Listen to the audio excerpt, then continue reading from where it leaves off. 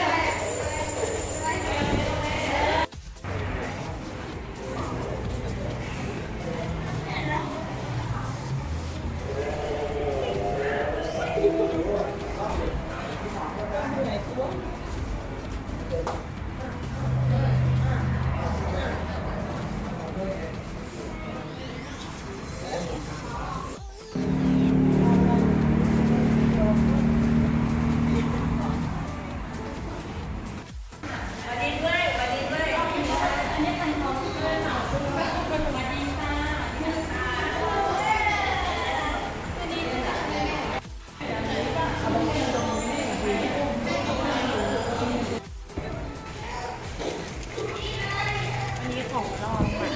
ไหมไหมไหม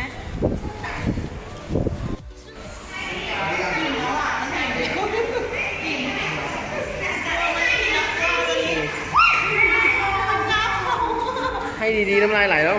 เอาหัวล้างมือก่อนมันงับมือเขาอ่ะ เจ็บไหมเจ็บนี่มันงับมือเขาเห็นไหมเจ็บไหมเจ็บเลือดออกไหมเนี่ยอ๋อไม่ได้เนาะ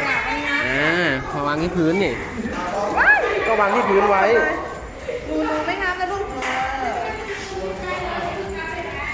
เอาอีกไหมตัวก็ให้ถึงปากเลยไม่เอามันเดี๋ยวลูกเดี๋ยวใจเย็นหนูใจเย็นลูกใจเย็นครับ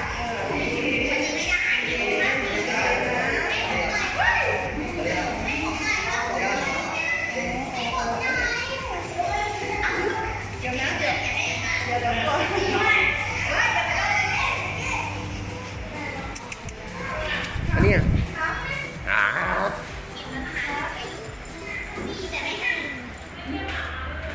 หมดแล้ว